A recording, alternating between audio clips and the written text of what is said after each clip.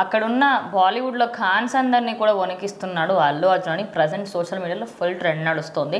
So దానికి గల main reason అది పుష్ప 2 అక్కడ ఎక్కువగా సాధించడమా, లేకపోతే అక్కడ ఉన్న హీరోలకు కూడా ఇంత మార్కెట్ రాలేదనా? అంటే మన తెలుగు సినిమాకి ఒక మహర్దశ నడుస్తుందని చెప్పాలి. 2015 నుంచి దగ్గర బాహుబలి ఎప్పుడైతే పాన్ ఇండియా అని ఓపెన్ చేశారు గేట్లు, అప్పటి నుంచి ఎవరి దగ్గర కంటెంట్ ఉంటే వాళ్ళు రెచ్చిపోతున్నారు. ఆల్రెడీ ప్రభాస్ గారు దాన్ని ఏమంటారు బిగ్గర్ దాన్ ఖాన్స్ అయ్యారనమాట. ఒకప్పుడు అమితాబ్ బచ్చన్ గారు అంటే ఆయన సినిమాలు అంటే తెలుగు వాళ్ళు కూడా భయం వేసేది, ఏంటి అంత కలెక్షన్లు వస్తున్నాయి ఏంటని. అప్పుడు చిరంజీవి గారు ఉనికిచ్చారు, బిగ్గర్ దాన్ బచ్చన్ అయ్యారు ఆయన. ఫస్ట్ హైయెస్ట్ రెమ్యునేషన్ తీసుకున్న హీరో అయ్యారు ఆయన, అంటే 1 crore దాటి అమితాబ్ బచ్చన్ గారి కన్నా ముందే.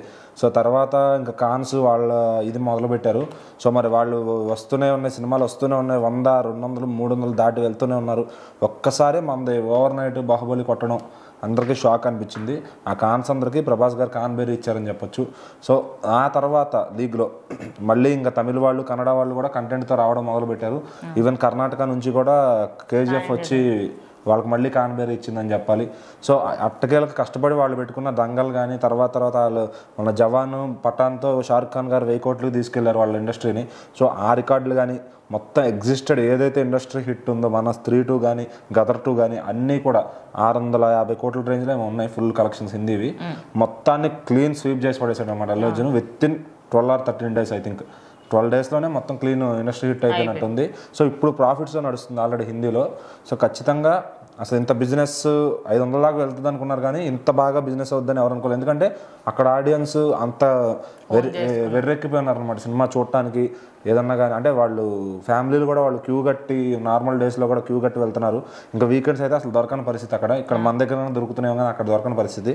సో నిజంగా ఒక తెలుగు సినిమాని హిందీ వాళ్ళు అంత ఓన్ చేసుకోవడం నిజంగా అది ఆయన టాలెంట్, అది నిజంగా గ్రేట్. అది అలా మనం మంచి సినిమా తీసాం, చెడ్డ సినిమా తీసాం పక్కన పెడితే, మన రాష్ట్రంలో దాటితే ఇంత హేటెడ్ ఉన్నా కానీ పక్క రాష్ట్రంలో వాళ్ళని వణికిస్తున్నాడు స్టార్స్ అందరినీ అంటే నిజంగా గ్రేట్ థింగ్ అది.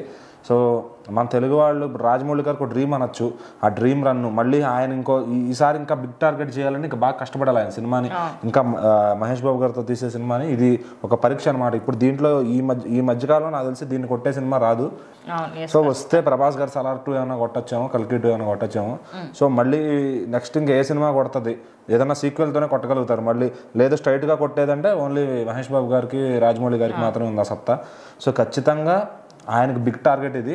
సో మన తెలుగు వాళ్ళకే కాదు హిందీ వాళ్ళకి కూడా బిగ్ టార్గెట్. ఇప్పుడు వాళ్ళు ఎలాంటి కంటెంట్తో రావాలో వాళ్ళకి అర్థం కావట్లా. అమీర్ ఖాన్ గారు సరిగ్గా సినిమాలు చేయలేకపోతున్నారు, ఫ్లాప్స్లో ఉన్నారు. షారుఖ్ ఖాన్ గారు హిట్లు కొట్టినట్టే కొట్టి మళ్ళీ డంకీతో యావరేజ్ కొట్టారు. మళ్ళీ నెక్స్ట్ సినిమా ఏంటో పొజిషన్ తెలియదు. ఇంకా వచ్చే సల్మాన్ ఖాన్ గారు ఆయన మరి ఇంత టచ్ చేయగలుగుతారా, ఈ మాత్రం టికెట్ రేట్లు అక్కడ వస్తే కనుక ఖచ్చితంగా టచ్ చేయగలుగుతారు. దానికి సూపర్ డూపర్ హిట్ టాక్ రావాలి. సో పుష్ప అనేది ఒక ఫ్రాంచైజ్ కాబట్టి దానికి ఆల్రెడీ హిట్ సినిమాకి అలవాటు పడ్డారు కాబట్టి సో ఆడియన్స్ దాన్ని బాగా చూశారు. సో ఏదైనా కానీ బాహుబలి 2, పుష్ప 2 అనేవి ఒక కేజీఎఫ్ 2 ఈ 3 సినిమాలు ముగ్గురు ఖాన్స్ కాదు మొత్తం యావత్ బాలీవుడ్ ప్రపంచానికే నిద్ర లేకుండా చేస్తున్నారు. అంటే వాళ్ళ హీరోలకి ఎలాంటి కంటెంట్ తీసుకురావాలో కూడా అర్థం కాని పరిస్థితి. రేపు కాంతారా 2 వస్తుంది, అది వచ్చిందంటే ఇంకా వాళ్ళు ఇదే రేంజ్లో బ్యాటింగ్ ఉంటుంది అనమాట ఖచ్చితంగా. సో మరి ఇంకా వాళ్ళకి ఏం చేయాలో అర్థం అంతుపట్టట్లా, ఎలాంటి కంటెంట్తో రావాలి ఏంటి. సో ప్రస్తుతానికైతే బాలీవుడ్ ఖాన్స్ అందరికీ మూడై కూర్చున్నారు అల్లు అర్జున్ గారు చెప్పాలంటే. సో ఈ ఓచుకోత ఇప్పట్లో హిందీలో అయితే ఆగేలేదు. తెలుగులో ఉన్న సంక్రాంతి వరకు వెళ్ళి ఆగుద్దేమో కానీ హిందీలో ఎప్పుడు ఆగిద్ది అనేది ఎవరు చెప్పలేరు.